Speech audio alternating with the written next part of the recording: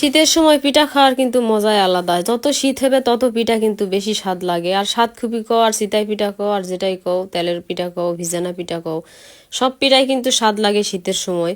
আর মোর সরে বাড়ি এই সাউথ দক্ষিণে, আর এই দক্ষিণে কিন্তু সে পিঠা পানি বেশিই খায়।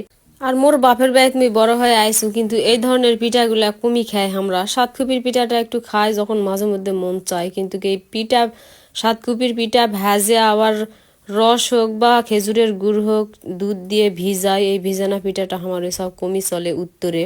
তো উত্তরে মোর বাপের বাড়ি আর দক্ষিণে মোর সরে বাড়ি। আর এই পিঠার ধুম তো দক্ষিণেই বেশি মুইতে আসে দেখো তখন থেকেই। তো এই পিঠা মোর শাওর এত সুন্দর বানাবা পারে, আর মুই অত পারো না, আমি দেখে দেখে আনা শিখিছু। তো তারপরও মোর এই সাদা লবণ দিয়ে এই পিঠাটা ভাজলে মোক ভালোই লাগে, আমি এমনি এমনি খাও।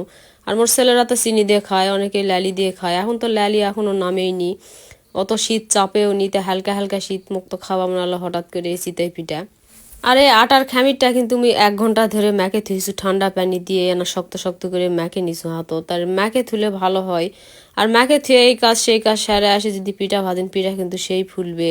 আর তখনই ভাজলা গেলে আনা আনা কঠিনই হয় ভাজা। তাই আমি ম্যাকে থোয়ার পরে আসে আবার এদা হালকা উষি গরম পানি করে হাতে যেটুক সহ্য পাবে সেইটুকুই আমি নিছু গরম করে। ওই পানিটা দিয়ে আমি এই পিঠার গোলাটা করিছু। গোলা করার পরে দিছি তাই পিঠার খোলাটা তুলে দিছু। আর না হালকা তেল দিছু, স্যারে তেল দিয়ে না মুছে নিনু যদি পিঠাটার সমস্যা হয়। তেল দিলে আর কোনো কিছু দেখা লাগে না। তাই আমি পিঠার গোলাটা করে নিছু। তো দেখো গোলাটা কিন্তু ভালোই হয়েছে দেখতে, কিন্তু এখন ভাজার পর বোঝা যাবে যে ক্যাঙ্কারা হবে মোর পিঠাটা। তাই পিঠা ভাজার আগে মনের মধ্যে তো ধুক ধুক করছে যে পিঠাটা হবে নাকি, না হলে কিন্তু মনটাই খারাপ হবে, কারণ পিঠা পানি না হলে কিন্তু ভালো লাগে না। তো আমি এই খোলাটা গরম করে আমি গোলা ঢালে দিনু। এখন গোলা ঢালে দেওয়ার পরে এখন ঢাকনাটা আমি দিয়ে দিমু। তো ঢাকনা দেওয়ার পর আস্তে আস্তে জালটা দেওয়া লাগবে, জাল কিন্তু বেশি জোরে দেওয়া হবে না, পিঠার জাল মিঠা মিঠা কথাই আছে। তো ধীরে ধীরে জাল দিয়ে আমার পিঠাটা কিন্তু ভালোই ফুলিছে। আর অনেকেই কিন্তু এই পিঠাটা আবার ঝাল লবণ দিয়েও ভাজে, সাতকুপি তো ভাজে আর এটা তো ভাজে। তো মুখ আবার এই লবণ খালি গুলে দিয়ে এই সাদাটাই ভালো লাগে। অনেকেই ঝালেরটা পছন্দ করে, মুখ কিন্তু ঝালেরটা ভালো লাগে না, আমি এই সাদাটাই বেশি পছন্দ করুম।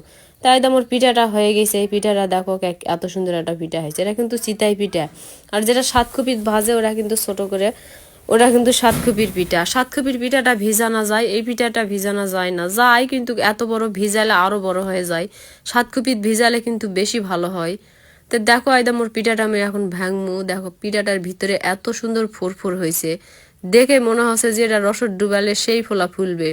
তুমি না খায় দেখো, এত গরম তো হাতই দেওয়া যাচ্ছে না, তারপরে দেখো এটা ভিতরে শির শির হয়েছে, এতই সুন্দর। তো পিঠাটা আমি না খানুতেও না ভালোই স্বাদ লাগছে, লবণ টবণ সব ঠিক হয়েছে। আর লবণ না ঠিকঠাক না হলে কিন্তু এই পিঠাটা স্বাদ লাগে না, এটা লালি হলে কিন্তু বেশি স্বাদ হলেও নি।